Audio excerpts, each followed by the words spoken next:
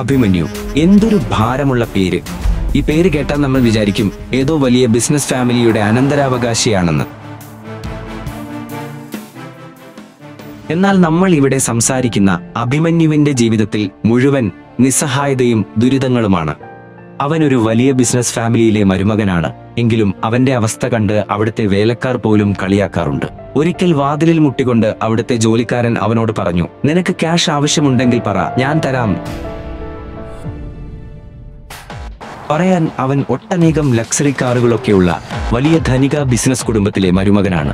പക്ഷേ അഭിമന്യുവിന് അവന്റെ ജീവിതത്തിൽ കിട്ടിക്കൊണ്ടിരുന്നത് മൂന്നേ കാര്യങ്ങളായിരുന്നു. 1 അപമാനം, 2 ഒരുപാട് അപമാനം, 3 അതിന്റെ മുകളിലുള്ള അപമാനം. ഒരു മാഗസിനിൽ നല്ലൊരു റെസ്റ്റോറന്റിന്റെ ഫോട്ടോ കണ്ടപ്പോൾ അവൻ ചിന്തിച്ചു, എനിക്കും ഒരു ദിവസം വരും. അന്ന് ഞാൻ നല്ല കോട്ടും സ്യൂട്ടും ഇട്ട് ഇതുപോലെ നല്ലൊരു റെസ്റ്റോറന്റിൽ എന്റെ പല്ലവിയെയും കൂട്ടിപ്പോയി ഫുഡ് കഴിക്കും. അന്ന് അവൾ എന്റെ തോളിൽ ചാരി നല്ല റൊമാൻറ്റിക് സോങ്ങിന് കാൻഡിൽ ലൈറ്റ് ഡിന്നറിൽ ഞങ്ങൾ ഡാൻസ് കളിക്കുന്നത് അവിടെയുള്ള ബാക്കി എല്ലാവരും നോക്കി നിൽക്കും. അതുവരെ ശാന്തമായിരുന്ന ആ ദൃശ്യങ്ങൾക്കിടയിൽ അപ്രതീക്ഷിതമായി ഫോൺ മുഴങ്ങി. അവൻ ചിന്തിച്ചു, ഇത് പല്ലവിയാകും, ബർത്ത്ഡേ വിഷ് ചെയ്യാൻ വിളിക്കുകയായിരിക്കും. പക്ഷേ ഫോണിൽ ഡിസ്പ്ലേ ആയത് ദിവ്യ. അവന്റെ എല്ലാ പ്രതീക്ഷയും ഒരു ചില്ലുപോലെ തകർന്നു. ദിവ്യ പല്ലവിയുടെ കസിനാണ്. എപ്പോഴും അവനെ കളിയാക്കിക്കൊണ്ടിരിക്കുന്നവൾ. ഫോണിൽ അവളുടെ ശബ്ദം കേട്ടപ്പോൾ തന്നെ അഭിമന്യുവിന്റെ മുഖത്ത് നീരസം തെളിഞ്ഞു. എങ്കിലും അവൻ ഫോൺ എടുത്തു. എന്റെ പൊന്നളിയ, എന്താ ഫോൺ എടുക്കാഞ്ഞേ? കുശുമ്പോടെ ദിവ്യ ചോദിച്ചു. അവൻ മറുപടി പറഞ്ഞു, അങ്ങനെയല്ല ദിവ്യ. ശരി, അതൊക്കെ പോട്ടെ. ഞാനിപ്പോ വിളിച്ചത് ഒരു കാര്യം പറയാൻ വേണ്ടിയാണ്. അക്ഷയ ജ്വല്ലറിയിൽ നിന്ന് എന്റെ ഒരു നെക്ലേസ് വാങ്ങി എന്റെ വീട്ടിൽ എത്തിച്ചു തരണം. അതിനൊപ്പം 30,000 രൂപയും അവർ തരും. അതിലൊന്നും കുറയരുത്. എനിക്ക് ബാങ്കിൽ പോകാനുണ്ട്. പക്ഷേ ദിവ്യയുടെ മറുപടി ഇപ്രകാരമായിരുന്നു, ആരെ ഇംപ്രസ് ചെയ്യാനാ ഈ ബാങ്ക് യാത്ര? പിന്നെ നിങ്ങൾ ജീവിക്കുന്നത് നമ്മൾ തരുന്ന പിച്ചക്കാശിനല്ലേ? ഇനി ഒന്നും പറയണ്ട. പിന്നെ ആ 30,000-ൽ 1 രൂപയും കുറയരുത്, മനസ്സിലായോ?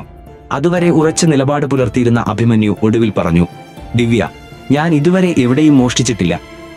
വിശ്വാസമില്ലെങ്കിൽ വേറെ ജോലിക്കാരോട് ചെയ്യാൻ പറയൂ. നിനക്കിപ്പോഴും മനസ്സിലായില്ലേ? ദിവ്യ തട്ടിക്കയറി. ഈ വീട്ടിൽ നിനക്ക് തറുതല പറയാൻ അനുവാദമില്ല. പറയുന്നത് ചെയ്താൽ മതി.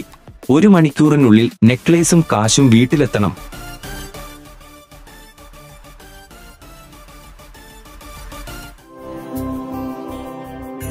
പിന്നീട് അഭിമന്യു വേഗം അലമാര തുറന്നു നോക്കി.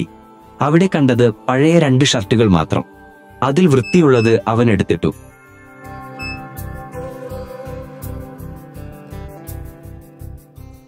താഴേക്കിറങ്ങിയപ്പോൾ അമ്മായിയമ്മ മാലിനി കൂട്ടുകാരുമൊത്ത് ഗെയിം കളിക്കുകയായിരുന്നു.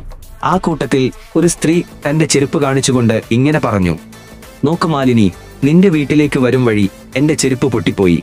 ഇനി ഞാൻ തിരിച്ചെങ്ങനെ പോകും? ഇതുകേട്ട മാലിനി പറഞ്ഞു, നീ അതിന് ടെൻഷൻ അടിക്കേണ്ട, പാർട്ടി എൻജോയ് ചെയ്യേ.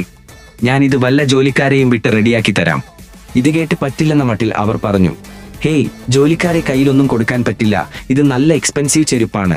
സാധാരണ പൊട്ടിയ ചെരുപ്പ് ഞാൻ വീണ്ടും യൂസ് ചെയ്യാറില്ല. ഇതിപ്പോ വേറെ വഴിയില്ലാത്തത് കൊണ്ടാ. അപ്പോൾ അതിലൂടെ പോകുന്ന അഭിമന്യുവിനെ കണ്ട മാലിനി പറഞ്ഞു, നീ പേടിക്കണ്ട, ജോലിക്കാരനല്ല, അതിന്റെ മേലെ ഒരാളുണ്ട്. നിന്റെ ജോലി വൃത്തിയായി ചെയ്തു തരും. എന്നിട്ട് അഭിമന്യുവിനെ വിളിച്ചു, അവിടെ നിക്ക്, ഈ ചെരുപ്പ് കൊണ്ടുപോയി ശരിയാക്കിവ. അപ്പോൾ മാലിനിയുടെ കൂട്ടുകാരി പറഞ്ഞു, മാലിനി, ഇതൊക്കെ നിന്റെ മരുമകനെ കൊണ്ടാണോ ചെയ്യിക്കുന്നത്? ഇതൊന്നും നല്ലതല്ല.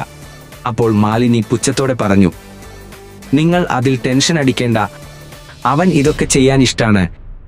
ഇനി നിങ്ങൾക്ക് ഇങ്ങനെ എന്തെങ്കിലും സഹായം വേണമെങ്കിൽ എന്നോട് പറഞ്ഞാൽ മതി. മരുമകനാണെങ്കിൽ എന്താ ഒരു ചെരുപ്പ് നന്നാക്കാൻ കഴിയില്ലേ? ഇതെങ്കിലും ചെയ്യട്ടെ, വേറെ പ്രത്യേകിച്ച് പണിയൊന്നുമില്ലല്ലോ. മാലിനിയുടെ വാക്കുകൾ അവന്റെ ഹൃദയത്തിൽ തറച്ചു. അവൻ ഇങ്ങനത്തെ കുത്തുവാക്കുകളൊക്കെ ഇപ്പോൾ ശീലമായിട്ടുണ്ട്. ഇന്ന് അവന്റെ ബർത്ത്ഡേ ആണല്ലോ എന്ന് അവൻ ഓർത്തു. പക്ഷേ അത് അവന് മാത്രമേ ഓർമ്മയുണ്ടായിരുന്നുള്ളൂ. അപ്പോൾ അഭിമന്യു പറഞ്ഞു, ഞാൻ ദിവ്യ പറഞ്ഞ ഒരു കാര്യം ചെയ്യാൻ പോവുകയായിരുന്നു. അപ്പോൾ മാലിനി തട്ടിക്കയറിക്കൊണ്ട് പറഞ്ഞു, ഇങ്ങോട്ടൊന്നും പറയണ്ട, ചെയ്യാൻ പറഞ്ഞ കാര്യം പോയി ചെയ്തിട്ട് വാ. മരുമകൻ മരുമകന്റെ സ്ഥാനത്ത് നിന്നാൽ മതി.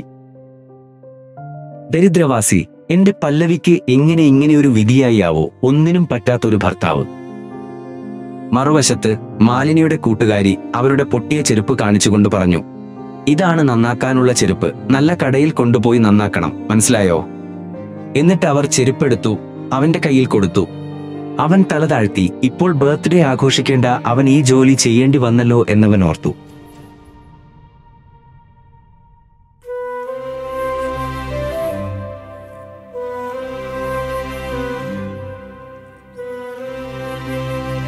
അപ്പോൾ അവന്റെ ഫോണിൽ പല്ലവിയുടെ മെസ്സേജ് വന്നു.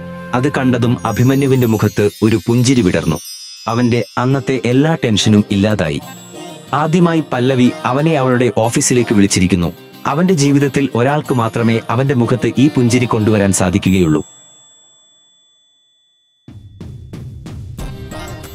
അവന് പല്ലവിയെ കാണാൻ തിടുക്കമായി. അവന് സാധിച്ചിരുന്നെങ്കിൽ പല്ലവിക്ക് വേണ്ടി അവൻ സ്വന്തം ജീവൻ തന്നെ കൊടുത്തേനെ.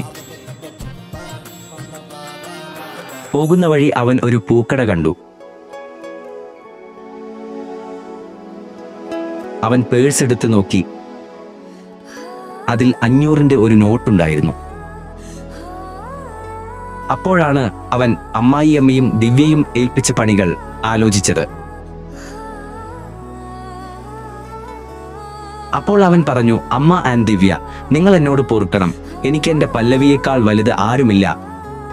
നിങ്ങളുടെ അടുത്തുനിന്ന് കുറച്ച് ചീത്ത കേൾക്കുമെന്നല്ലേ? ഇതും പറഞ്ഞ് അവൻ ആ പൂക്കടയിൽ നിന്നും ഒരു ബുക്കെ വാങ്ങി. ഇന്ന് ആദ്യമായിട്ടാണ് അവൻ അവളുടെ കമ്പനിയിൽ പോകുന്നത്. അത് പല്ലവിയുടെ ഫാമിലി കമ്പനിയാണ്. അപ്പോൾ അവനവിടെ നല്ല സ്വീകരണം കിട്ടും എന്ന് അവൻ വിചാരിച്ചു. ഇങ്ങനെ ആലോചിച്ചു പോകുമ്പോൾ അവൻ അറിയാതെ അവിടെ ഒരാളെ കൂട്ടിമുട്ടി. അത് ദേവ് മേനോനായിരുന്നു. ദേവ് മേനോൻ ദേഷ്യത്തോടെ പറഞ്ഞു, ഇഡിയറ്റ്, കണ്ണു കാണില്ലേ നിനക്ക്? എങ്ങോട്ട് നോക്കിയാടോ നടക്കുന്നത്? ഈ ഓഫീസിൽ നിൽക്കാനുള്ള യോഗ്യത പോലും ഇല്ല നിനക്ക്. എന്നിട്ട് നടക്കുന്നത് സ്വന്തം വീട്ടിലെ പോലെ. ആരാടാ നീ? ദേവ് മേനോൻ അഭിമന്യുവിന്റെ ഡ്രസ്സും കോലവും കണ്ടിട്ട് ഓഫീസിലെ ജോലിക്കാരനാണെന്ന് തെറ്റിദ്ധരിച്ചു. ദേവ് മേനോൻ താഴെ വീണുകിടക്കുന്ന ബൊക്കെ കണ്ടു. അതിൽ നോക്കി. എന്നിട്ട് അതിൽ ചവിട്ടി നടന്നുപോയി. അഭിമന്യു തല താഴ്ത്തി താഴെ വീണുകിടക്കുന്ന കേടായ അവന്റെ ബൊക്കയിലേക്ക് ഒന്ന് നോക്കി. അപ്പോൾ കാബിനിൽ നിൽക്കുന്ന പല്ലവിയെ അവൻ കണ്ടു. ഒറ്റ നിമിഷം കൊണ്ട് അവനുണ്ടായ അപമാനം അവൻ മറന്നു. അവൻ അവളുടെ ക്യാബിനിലേക്ക് പോയി അവളുടെ അടുത്തേക്ക് നടന്നുകൊണ്ട് പറഞ്ഞു, അത് പോട്ടെ പല്ലവി, സാരമില്ല, സംഭവിക്കാനുള്ളതൊക്കെ സംഭവിച്ചു, അത് വിട്ടുകള, നീ ഇത്ര ടെൻഷൻ അടിക്കേണ്ട. ഇതു കേട്ട പല്ലവി ദേഷ്യത്തോടെ പറഞ്ഞു, എന്റെ അടുത്ത് നിന്ന് മാറി നിന്നോ? മാറി നിൽക്ക്. നീ എന്നാ എന്റെ ജീവിതത്തിൽ നിന്ന് ഒന്ന് ഒഴിവായി തരുന്നത്? എന്റെ ജീവിതം നീ ഒരു നരകമാക്കി തന്നു. പല്ലവിയുടെ വാക്കുകൾ കേട്ട് അഭിമന്യു ഞെട്ടിപ്പോയി. അവൻ അവളെ തന്നെ നോക്കി. ഞാൻ ചെയ്ത എന്തു പാപങ്ങൾക്കുള്ള ശിക്ഷയാണ് ഇതെന്നറിയില്ല. നിനക്കെന്താണ് വേണ്ടത്? പപ്പ നിർബന്ധിച്ച് കഴിപ്പിച്ച കല്യാണമാണ് ഇത്. നീ എനിക്ക് യോജിച്ച ഒരാളെയല്ല. ഇന്നും നീ എന്റെ ഭർത്താവാണെന്ന് പറയാൻ എനിക്ക് മടിയാണ്. ഇന്ന് ഡ്രൈവർ ലീവായതുകൊണ്ടാണ് നിന്നോട് വരാൻ പറഞ്ഞത്. പക്ഷെ എനിക്കറിയില്ലായിരുന്നു എന്റെ ഭർത്താവ് അതിനും കൊള്ളാത്ത ഒരാളാണെന്ന്. നീ ഇന്ന് ഇവിടെ വന്നിട്ട് ഈ കമ്പനിക്ക് ഏറ്റവും വേണ്ടപ്പെട്ട ക്ലയന്റ് ദേവ് മേനോനെയും വെറുപ്പിച്ചു. കണ്ണീരോടെ അവൾ തുടർന്നു, ഞാൻ എവിടെ പോയാലും നീ എനിക്ക് അപമാനമല്ലാതെ ഒന്നും തന്നിട്ടില്ല.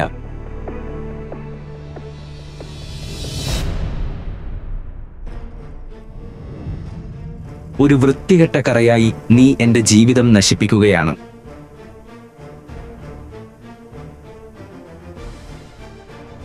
ഇതും പറഞ്ഞുകൊണ്ട് അവൾ ക്യാബിനിൽ നിന്നും പുറത്തേക്ക് പോയി. അവിടെ താഴെ വീണ് കിടക്കുന്ന ബൊക്കെ കണ്ട അവൾ പറഞ്ഞു, ഇതെന്താ ഇവിടെയൊക്കെ ഇങ്ങനെ വൃത്തികേടായി കിടക്കുന്നത്? ഇത് വേഗം ക്ലീൻ ചെയ്യാൻ പറ. എന്നിട്ട് ഈ ബൊക്കെ എടുത്തിട്ട് ചവറ്റു കൊട്ടയിലിട്. ഇതും പറഞ്ഞുകൊണ്ട് ആ പൂക്കൾ അവളുടെ കാലുകൊണ്ട് ചവിട്ടി അവൾ നടന്നുപോയി.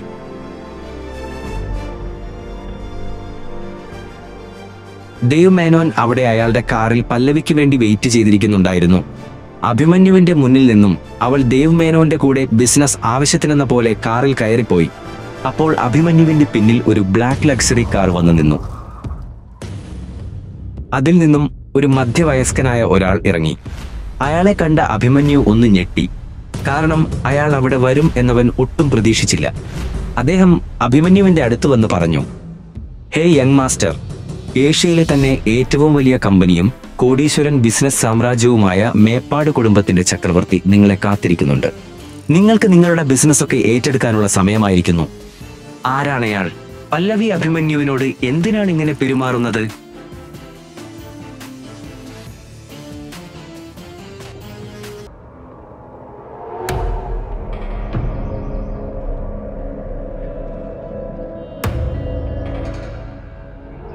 വിക്രം അവിടെ എത്തിയതും പറഞ്ഞു, യങ് മാസ്റ്റർ, ഞാൻ നിങ്ങളെ കൊണ്ടുപോകാനാണ് വന്നത്. പക്ഷേ എനിക്ക് നിങ്ങളോട് കൂടുതൽ തർക്കിക്കാൻ കഴിയില്ല. കാരണം ഞാൻ നിങ്ങളുടെ മുത്തച്ഛന്റെ കീഴിൽ ജോലി ചെയ്യുന്ന ആളാണ്.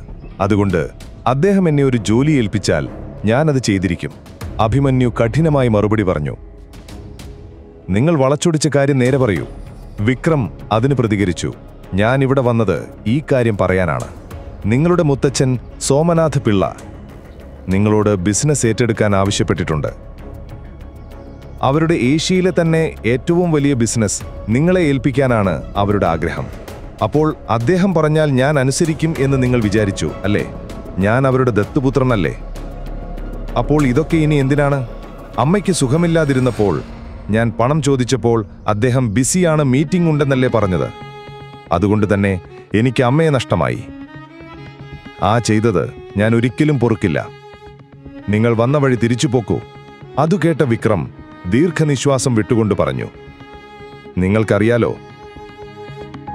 നിങ്ങളുടെ മുത്തച്ഛൻ വലിയ വാശിയുള്ള ആളാണ്. നിങ്ങളെ അവിടെ എത്തിക്കാൻ എന്തു ചെയ്യാനും ഒരുങ്ങും. അദ്ദേഹത്തിന് ഒരു ഭയവുമില്ല. ആരെയും ഒരു വിരൽ ഞൊടിയിൽ എത്തിക്കാൻ കഴിയുന്ന ആളാണ്. പിന്നെ നിങ്ങൾക്കുണ്ടായ അനുഭവം നിങ്ങൾ മറന്നേക്കണം. ഇപ്പോൾ പിള്ളായി ഗ്രൂപ്പ് നിങ്ങളുടേതാണ്. അതെല്ലാം നിങ്ങൾക്ക് തരാൻ അവർ തയ്യാറാണ്. അതിന് അർഹതയും നിങ്ങൾക്കുണ്ട്. അഭിമന്യു തന്റെ അന്തിമ തീരുമാനം പോലെ പറഞ്ഞു. വിക്രം, നിങ്ങളിപ്പോൾ ഇവിടെ നിന്ന് പോകൂ. നിങ്ങളുടെ മുതലാളിയോട് പറയൂ, എനിക്ക് അദ്ദേഹത്തിന്റെ സമ്പത്തിൽ താൽപ്പര്യമില്ല. അവരുടെ മുഴുവൻ സ്വത്ത് കിട്ടിയാലും എന്റെ അമ്മയെ തിരിച്ചു കിട്ടാനാകില്ല. പിന്നെ ഒരു കാര്യം കൂടി, ഞാൻ പിള്ളൈ ഗ്രൂപ്പിന്റെ ഹെഡ് രാജീവ് പിള്ളയുടെ മകനാണ് എന്ന കാര്യം ആരും അറിയാൻ പാടില്ല. ഒറ്റ കുഞ്ഞും പോലും. ഒക്കോ. വിക്രം അവൻ പോകുന്നത് നോക്കി നിന്നു. പിന്നെ ഫോൺ എടുത്ത് രാജീവ് പിള്ളയുടെ നമ്പർ ഡയൽ ചെയ്തു. മറുവശത്തു നിന്ന് ശബ്ദം വന്നു, എനിക്കവനെ ഈ അവസ്ഥയിൽ തന്നെ വേണം. അതിന് നീ എന്തു ചെയ്താലും വേണ്ട. എനിക്ക് അഭിമന്യുവിനെ ഇവിടെ കാണണം. രാജീവ് പിള്ള പറഞ്ഞു. വിക്രം മനസ്സിൽ പറഞ്ഞു, യങ് മാസ്റ്റർ, നിങ്ങൾ വന്നേ പറ്റൂ. കുറച്ചു സമയത്തിനു ശേഷം അഭിമന്യു വീട്ടിൽ തിരിച്ചെത്തി. വാച്ചിൽ സമയം നോക്കിയപ്പോൾ രാത്രി 7 കഴിഞ്ഞിരുന്നു.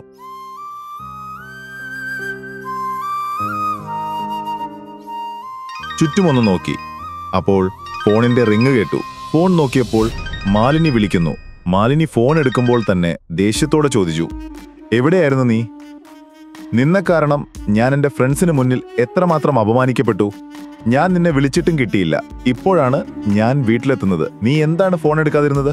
മമ്മി, ഞാൻ പല്ലവിയുടെ കോൾ വന്നതുകൊണ്ട് അവളെ പിക്ക് ചെയ്യാൻ പോയിരുന്നു. അവൾക്ക് ഫോൺ കൊടുക്ക്. ഞാൻ അവളെ വിളിച്ചിട്ടും കിട്ടിയില്ല. പക്ഷെ മമ്മി, പല്ലവി എന്റെ കൂടെ വന്നില്ല. നീയല്ലേ ഇപ്പോ പറഞ്ഞത് അവളെ പിക്ക് ചെയ്യാൻ പോയതെന്ന്? പക്ഷെ അവൾ ഏതോ ക്ലയന്റിന്റെ കൂടെ. ഇത് കേട്ട് മാലിനി അതീവ ദേഷ്യത്തോടെ പറഞ്ഞു, ഇത്രയും ഇരുട്ടിയിട്ട് അവൾ ഏത് ക്ലയന്റിന്റെ കൂടെയാണ്? നീ തന്നെ എന്തോ കുഴപ്പമുണ്ടാക്കിയിട്ടുണ്ടാകും. അതുകൊണ്ടാണ് അവൾ നിന്റെ കൂടെ വരാത്തത്. നിനക്കൊരു നല്ല മരുമകനാകാനും ഭർത്താവാകാനും കഴിയില്ലേ? പോയി അവളെ കണ്ടുപിടിക്കേ. 1 മണിക്കൂറിനകം അവളെ വീട്ടിലെത്തിക്കണം, കേട്ടോ? അഭിമന്യു പല്ലവിയുടെ നമ്പറിൽ വിളിച്ചു. പക്ഷേ ഫോൺ കണക്റ്റ് ആയില്ല. കൂടുതൽ പേടിയോടെ അവൻ വീണ്ടും വിളിച്ചു. കമോൺ പല്ലവി, ഫോൺ എടുക്ക്. കുറച്ചുനേരം വിളിച്ചിട്ടും അവൾ ഫോൺ എടുത്തില്ല. പേടിച്ച് അവൻ പുറത്തേക്ക് പോയി. ദേവ് മേനോനെക്കുറിച്ച് അഭിമന്യുവിന് ഒന്നും അറിയില്ലായിരുന്നു. പക്ഷേ അയാളെക്കുറിച്ച് പല്ലവി ഇടയ്ക്ക് സംസാരിക്കുന്നത് അഭിമന്യു കേട്ടിട്ടുണ്ട്. അയാൾ അവരുടെ പഴയ ക്ലയന്റാണെന്നും അദ്ദേഹത്തിന് ഒരു നൈറ്റ് ക്ലബ് ഉണ്ടെന്നും ഒക്കെ. കഥയെക്കുറിച്ച് കൂടുതൽ അറിയാൻ download pocket FM app now. Link in description.